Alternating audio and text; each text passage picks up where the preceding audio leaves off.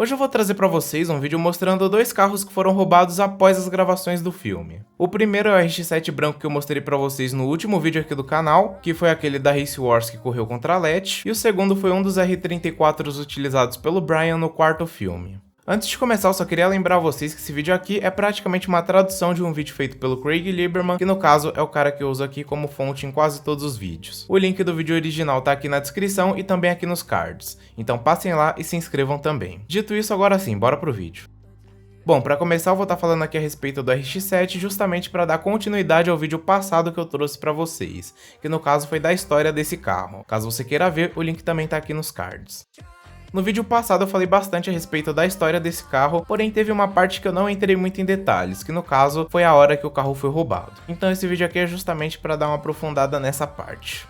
A questão é que ficou muito tempo sem informação desse carro na internet, né? O próprio Craig Lieberman falou que ele foi atrás quando o filme acabou para saber a respeito desse carro, só que ele não encontrou nada. Por conta disso ele acabou desistindo. Só que pouco tempo atrás ele ficou sabendo a respeito de um post que foi feito em 2001 que estava falando a respeito desse RX-7. O post estava falando que o carro foi roubado e também estava pedindo ajuda para ajudar a localizar as peças do carro caso eles tentassem revender, né? Afinal, o carro tinha bastante peças caras e seria muito fácil eles desmontarem para poder revender no mercado ilegal. Eu vou ler aqui para vocês o post que ele fez. Bem, meu carro foi levado ontem, dia 15 de fevereiro de 2002, e eu tenho seguro, mas eu sei que eles vão pegar todas as partes do meu carro. Por favor, fique atento às peças de RX-7 à venda. Já liguei para todo mundo que conheço, que tem conexões duvidosas para encontrá-lo. Vai ser muito difícil para eles movimentarem minhas peças em Los Angeles. O carro foi roubado perto do lote da Warner Brothers entre 2h30 e 7 da noite. Fui trabalhar em um dos stages e o carro sumiu. O carro tinha 3 alarmes.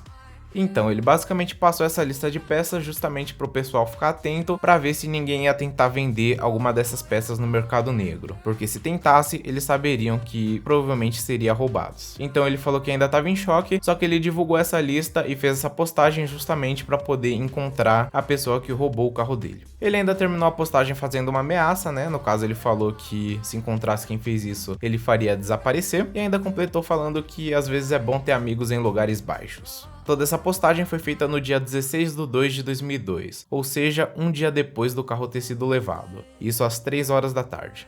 Se você viu o vídeo passado, você sabe que esse carro aqui estava cheio de modificação. Tudo isso que eles fizeram para o carro aparecer no filme. Então, você sabe que esse carro aqui chamava bastante atenção. A questão é que, apesar dele ter esse carro, ele utilizava o carro no dia a dia. Então, ficou mais fácil para os caras roubarem, né? E a verdade é que o carro não foi nem roubado. Ele foi furtado. Para quem não sabe, furto é quando a pessoa não vê que o carro está sendo levado. E roubo é quando a pessoa vê. Obviamente que a culpa nunca é da vítima, né? Mas ele poderia ter tomado um pouco mais de cuidado. Ele tinha um carro desse, então ele poderia ter um carro secundário só para ir trabalhar e voltar.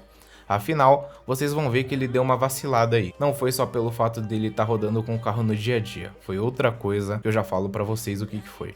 E aí você pode pensar, pô, mas o cara não tinha seguro no carro? E a resposta é sim, ele tinha seguro, só que o seguro cobria apenas o valor do carro e não as modificações. E no carro, a parte mais cara era justamente as modificações. Bom, depois que o Craig Lee viu esse texto, ele foi atrás novamente do Chris T para poder dar uma entrevista para saber como que realmente aconteceu isso. E felizmente ele achou e foi daí que saiu o vídeo do Craig Lieberman. Não necessariamente é uma entrevista, mas o Craig Lieberman conta um pouco dessa conversa que ele teve com o Chris T. Nessa conversa ele confirmou para o Craig Lieberman que o carro foi roubado dia 15 de 2 de 2002 entre as 2h30 da tarde e as 7 da noite. O local era perto da Warner Bros. E aí você pode pensar, pô, o que ele tava fazendo lá? Então, esse cara aqui, ele era praticamente um ator iniciante, e ele trabalhava dentro da Warner. Então, aqui que entra outra vacilada que eu falei pra vocês. Lembra que eu falei pra vocês que ele utilizava o carro no dia a dia? Então, aqui nós já temos um risco. Só que até aí tudo bem, né? Era só ele colocar o carro no estacionamento que não aconteceria nada. Só que no dia que ele foi trabalhar, nesse dia em específico, o estacionamento tava lotado. Então, ele teve que estacionar o carro na rua. Ele deixou um carro desse todo cheio de modificação, que chamava bastante atenção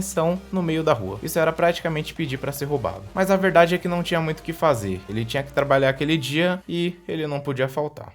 Outro fator que colaborou com ele ter deixado o carro na rua foi justamente o carro ter 3 alarmes e ainda um interruptor oculto. Então ele achou que ninguém ia levar justamente por causa disso. Além disso, o carro também era muito baixo e dificultaria o reboque. Tendo tudo isso em vista, ele viu que seria só uma tarde, ele precisava trabalhar, não podia faltar, então ele decidiu deixar o carro na rua mesmo, achando que ninguém ia levar. Quando ele voltou, o carro não estava mais lá, o carro foi furtado, e aí ele desconfiou que os caras teriam uma segunda chave, né? Porque todos os outros modos de roubar seria meio que inviável nesse carro aqui. Então nesse ponto ele foi para casa, deve ter alertado a polícia, mas ele não deu detalhes sobre isso, e ele fez aquele post que eu falei para vocês no dia seguinte.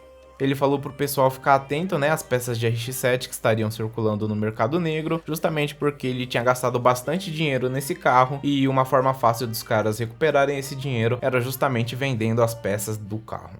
Como ele falou que na época todo mundo meio que se conhecia, né, todo mundo dessa cultura JDM, isso dificultaria bastante essa movimentação dessas peças em Los Angeles.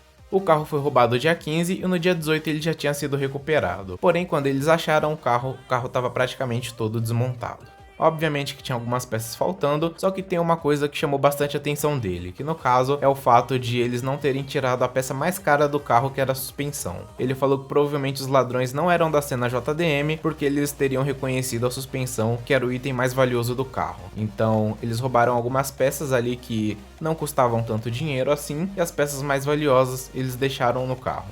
Então aparentemente eram só ladrões aleatórios mesmo. Eles encontraram o RX-7 dando sopa na rua e pegaram. Olha só, parece o Brasil. E como eu disse pra vocês, ele ainda tinha um body kit completo na oficina de pintura que não levaram. Afinal, ele ainda não tinha posto no carro, só que ele ia colocar uma semana depois da data que o carro foi roubado. Como o carro foi roubado, ele acabou não colocando e vendendo. E a pergunta que fica aqui no final é o que aconteceu com esse carro. Então, se vocês viram o vídeo, vocês sabem que as peças ele vendeu, e ele vendeu também o chassi do carro para um piloto que nós não sabemos quem é. Porém, aparentemente ele recuperou o carro e atualmente o carro deve estar rodando por aí.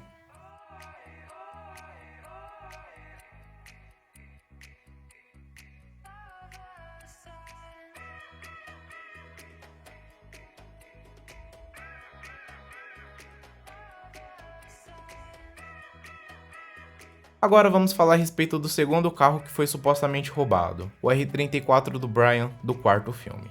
Um deles, pelo menos. Por que eu falei pra vocês que esse carro aqui foi supostamente roubado? Então, a verdade é que nós não sabemos muito bem da história, aparentemente é uma história muito mal contada, então eu vou falar aqui pra vocês baseado no que eu entendi e no que eu li. Como vocês sabem, eu pego essas informações do Craig Lieberman, que faz vídeos em inglês, e eu também vi em alguns sites para poder entender melhor. Caso vocês queiram ver, o link tá aqui na descrição. Bom, depois que o filme acabou, o carro foi para um local chamado Milano Motorsports, que era praticamente uma concessionária, isso foi em maio de 2009. O dono desse carro e desse local era Chris Milano, ou Chris Gregorian. O carro estava nessa concessionária e aparentemente ele foi roubado de lá de dentro. Segundo o que foi contado, eles abriram um buraco bem do lado de onde estava o carro e levaram apenas o R34, isso danificando até um Porsche no meio do caminho. Então eles levaram só esse R34 e deixaram todos os outros carros. Aí já começa a desconfiança, né? Por que eles roubariam apenas o R34, sendo que eles tiveram todo esse trabalho justamente para poder adentrar a concessionária? E como é que eles abriram um buraco bem do lado do R34? Meio suspeito. Segundo o que foi dito, toda essa ação durou cerca de 10 minutos. A questão é que o carro acabou aparecendo 14 meses depois, ele estava totalmente intacto. Supostamente ele teria sido recuperado. Ele foi postado em um site de vendas, que inclusive o link ainda está no ar, então se vocês quiserem ver, é só vocês entrarem aqui na descrição e clicarem no link sixspeedonline.com, e lá tem várias imagens do carro e a postagem que eu vou ler para vocês agora. Aberta a negociação. Esse é o verdadeiro Nissan Skyline R34, dirigido pelo ator Paul Walker no filme Velozes e Furiosos 4. Esse carro tem rodas Volkswagen Racing, suspensão TN ajustável, sistema de escapamento Jun e body kit GTR completo. Esse é o Nissan Skyline GTT, GTTS do ano 2000, o que significa que tem motor turbo RB25 único e é tração traseira.